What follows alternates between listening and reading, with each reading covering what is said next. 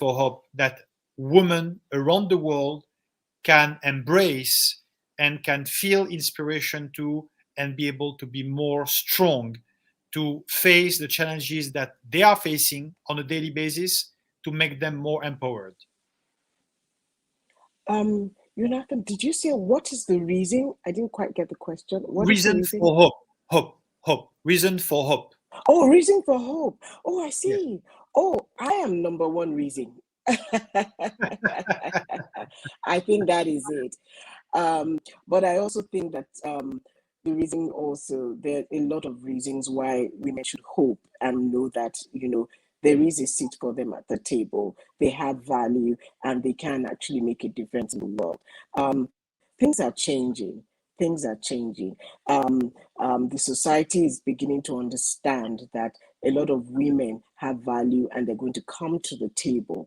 I think that a lot of professions are also beginning to realize the value that women actually bring to the table. And I would say that that gives me a lot of joy that women are beginning, that we're being seen now as uh, having the ability to actually take on the same opportunities that men take, you know.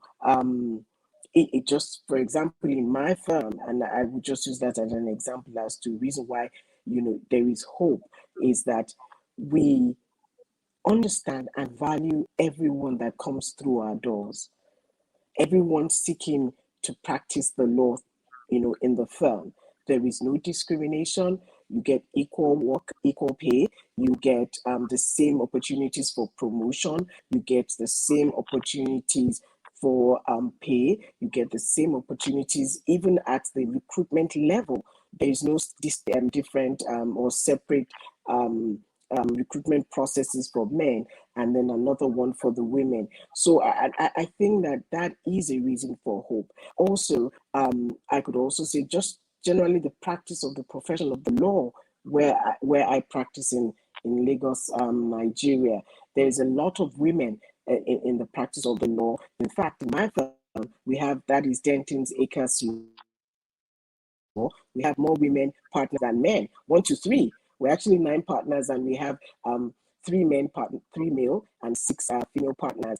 And I think that just seeing these type of organizations, and it's not just my law firm in Lagos, but quite a number of our contemporaries too, and our law firms have quite a number of women there at the top, at what you would call the C-suite in terms of, being CEOs, running the firm. In fact, in my firm, our managing partner for the past couple of years is a woman, has been a woman, and continues to be a woman, Mrs.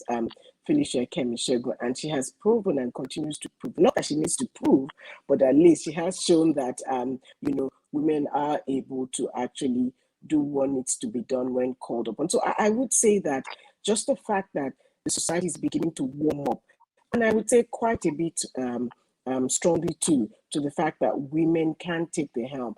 Again, in Nigeria, we just had this year, well, starting from last year and this year, we've had 6 female CEOs or appointed, to the helm of affairs of banks in Nigeria, and then of course we also see Dr. Mrs. Okondo Iweala, the WTO. She's a Nigerian, and it's just there out there that you can actually achieve this. The glass ceiling is being broken. We're hoping that we get to a stage where it is completely shattered, the shards are packed and thrown out of the window, and I believe that we will get there. There is hope, and I believe that with gender equality being one of the SDGs, and if we were saying that the numbering being number 5 shows the priority, then I think that we're on good track, to ensure that women actually have that glass ceiling completely broken and, can achieve and be all that they want to be. Also, it's important to note that even in Nigeria, in terms of hope, the Constitution says that no Nigerian shall be discriminated on the basis of a number of things, including sex. So I think that that already tells us that even as a Nigerian, you can stand up as a woman and be all that you want to be. So there is hope and there is light at the end of the tunnel. And this forum is also one of the point us to the fact that the matter is being addressed, on a worldwide basis and to a worldwide audience. And we will take a lot of lessons from here to continue to spread the hope and ensure that women really have that gender parity at the end of the day. Thank you. Thank you very much, Taiwo. Thank you Thank very you, much. Taiwo. And I like the vision that it is already broken. It's just like we have to make it known to the people that are still the belief that is still there. we can make the change happen for sure. It's already happening. It's already there. Bertha, what are your reasons for hope? What are the reasons for hope? Yeah. Gender equality. Yes, I'm going to start with what Taiwo said. Even us, by just having this conversation, I think for me, there's hope. There's a lot of hope. I always say I'm a prisoner of hope because I believe that whatever I do as a woman, there's a difference that I'm also making in somebody's life, right? So yes, I'm a mother. One of the things that I always say is, if maybe I've failed to change anything in my lifetime, then at least for the lives of my two girls that are actually looking up to me. And if they're saying, "Mom, you're a super mom," I also have good hope that, you know what? Yes, I'm trying my best to do the best that I can actually do. So having these kind of conversations, and the way even the world has changed, even by just looking at the case study that I actually talked about, things have actually evolved. Things are moving with speed, and we actually have to make sure that we are actually making sure that we are relevant in the spaces, different spaces that we're actually in. And for most of us as women, we have stood on other women. Taiwo gave an example of how her mom actually played a very big role. For me, I also say even up to today, and I'm like, you know what, my mom played a very big role. So for most of my supervisors, for example, who actually became like my mentors and my friends, even up to today, I do like I'm always in touch with them. They're helping me in this way or the other. So we have stood on other women. We have got quite a lot of role models. So there's a lot of hope that is actually out there. And there are a number of opportunities as women that we can tap on. So I again say, like, let's grab on all those opportunities and let's not shy away from those. There are other assignments that I've said yes to, but I'm not so sure in terms of how I'm going to deliver it. But I say yes because most of the times I'm like, you know what, if I say no at this stage, they're going to say, oh, we gave them an opportunity, but they said no. And she said actually no, she's not going to be able to do it. So grab those opportunities. If it means you trying to learn other things or unlearn other things, use the other spaces and then do that to enhance your skills and your capabilities as well. So there's quite a lot of hope, and I think the world is changing right now. Let's move together. Yeah. Thank you very much, Bertha. Jessica, what will be your reasons for hope as well?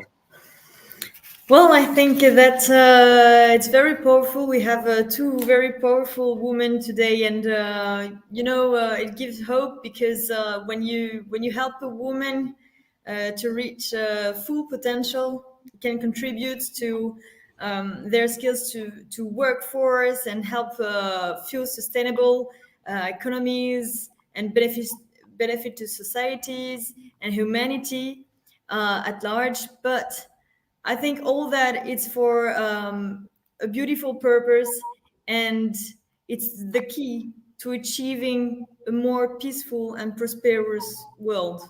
Working together and helping women to reach their full potential, I think it's the key word for this future world.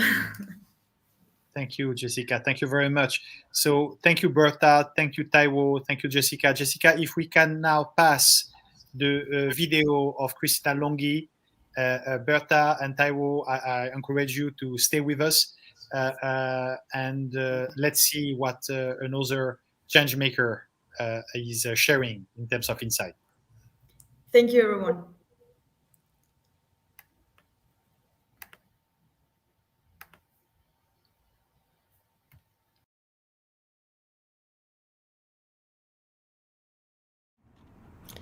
Thank you to give me the opportunity to present my organization, Arborus, and the action we do for gender equality in the world.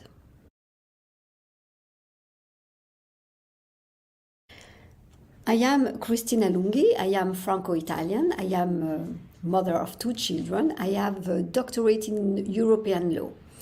It is working with the European institution that the declic of my commitment for gender equality was born.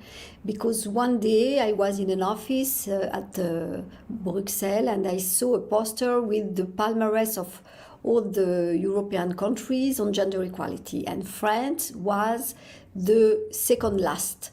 So for me it was a shock. I was very, very disappointed. And when I came back to Paris, I started to a reflection through the launch of Arborus, which is an NGO with a very innovative vision at this period. It was in 1995. My vision was that gender equality is the only way to change the world for a better one.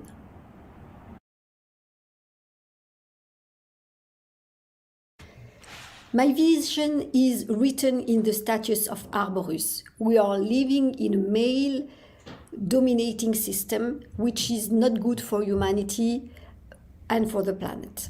So we need to promote gender equality as a lever of change. In 1995, it was very innovative as a vision, and I say that for many, many years, very few people were listening to what I was saying, but I had the chance to be supported by very committed people.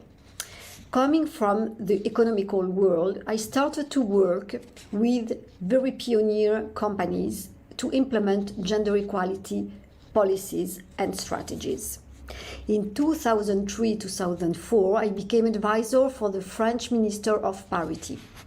And in front of her question on the non-application of the French law on gender equality, I proposed a voluntary approach based on a certification. And I created in 2004 the French label on gender equality. And for 15 years, I led the club of the companies having this certification in France. In 2010, some of these companies and the European institution wanted to have an European and international tool and approach. Our philosophy has been since the creation of Arborus to make equality between women and men the driving force behind the change in organizational systems that are driven by the principle of male domination. It is only through this transformation of systems that behavior can be transformed and made accountable to people and the environment. So GEES is more than a tool that guides companies in their equal opportunity policy, but it conveys a positive, forward-looking message to build together a better world, respectful of women and men, with an inclusive vision to prepare a world to peace for our future generation. We work to build together a better world. So far that we couldn't ignore the topics related to the planet and the climate change. So we developed another vision, more complete, that is that equality is not a problem. Equality is the solution for all the crucial issues we face. Because inequality is the problem of all the problems in the world, including climate change. Indeed, at all the international reports, European, UN, UNPD, World Bank, etc., shows us that if poverty will have a face, it will be the face of a woman or of a little girl. And if women are the first victim of poverty, poverty makes the living condition of poor people even more complicated, and it is reinforced with the climate change. Poverty is a result of a male-dominating world with too big disequilibrium, which generates a breakdown. And as a woman, and as a mother, and as a responsible of an NGO, I cannot stay here doing nothing.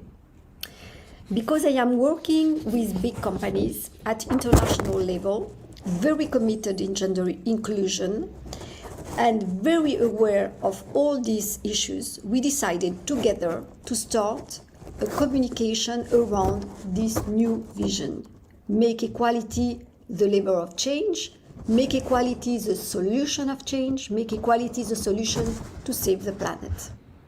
So in 2019, we launched this new concept, the GES SDGs Trophy, Gender Equality, European and International Standard plus SDGs, at the UN, at the headquarters of the UN.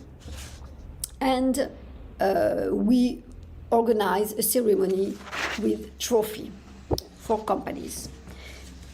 The SDGs number 5, it is the Gs, and the others SDGs. It is to show the link between SDGs 5 and the others.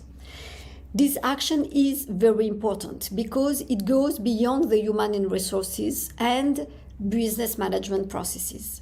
It is part of a partnership with territories where our companies having Gs certification are located. So the first ceremony was in New York, and the second one last June in 2021 was at the Foreign Affairs Ministry in France, in Paris. I will give you some example to understand the link and what is the process. Sodexo, for example, in favelas in Brazil, helps women grow organic vegetables on the rooftop of the house to give good food to their children. Orange has set up houses, digital houses, more than 1,000, to help women around the world to have access to new technology. Camfilm welcomes young girls to give them the role model of women engineer and to show her how to become an engineer. Legrand in India set up a school for girls to become electrician. And we have a lot of beautiful, wonderful examples around the world linking gender equality with SDGs.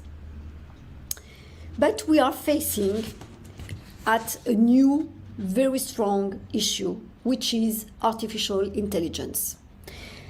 Artificial intelligence is the third largest source of pollution after transport and construction. Before the COVID crisis, we have seen, for example, some example of the problem of AI with algorithms, with recruitment algorithm in Amazon and in Google, for example, and they were so biased by and they reinforced the discrimination. So we were very aware of this, and during the COVID crisis, we understood that there are the problems with the recruitment algorithms, but not only.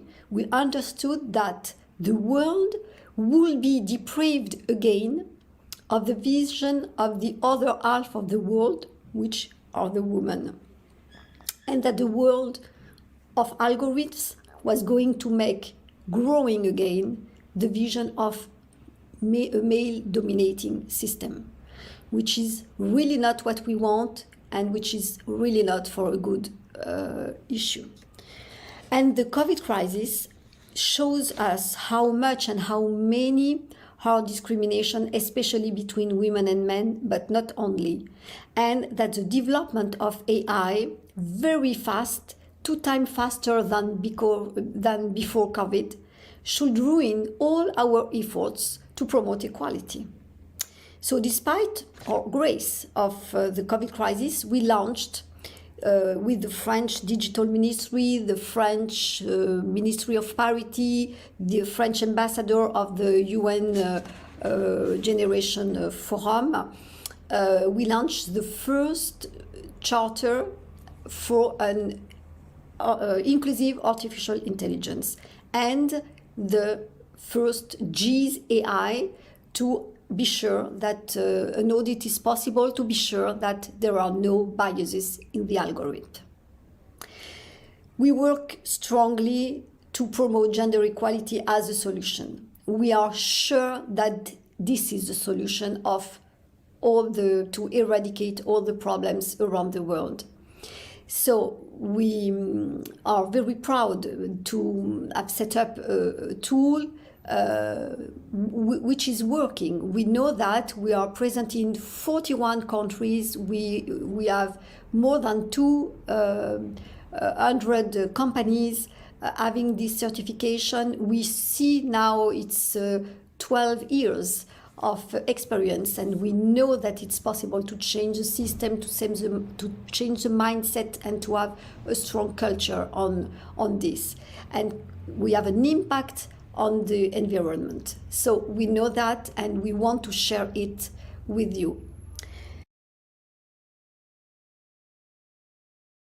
My conclusion is that I would like very much to say that we are in an emergency. There is an emergency because we are, for the first time maybe in our history of humanity, in front of the possibility to see humanity disappeared. I don't want this for my children and for the children of my children. This is an emergency because time is running. This is an emergency because we can change the system, but we need to be together. We need solidarity. We need to leave our egos to save what we can still save. And the solution is together, women and men, building an equal world which will eradicate poverty and stop the climate change. This is difficult, especially on Christmas Eve, when we see all these beautiful shop windows full of wonderful objects, but we have to be brave. We have to be together. We have to resist. We are the world because we are part of the system and we can change the system. We are manager, we are employee, we are entrepreneur, we are members of organization, of NGOs.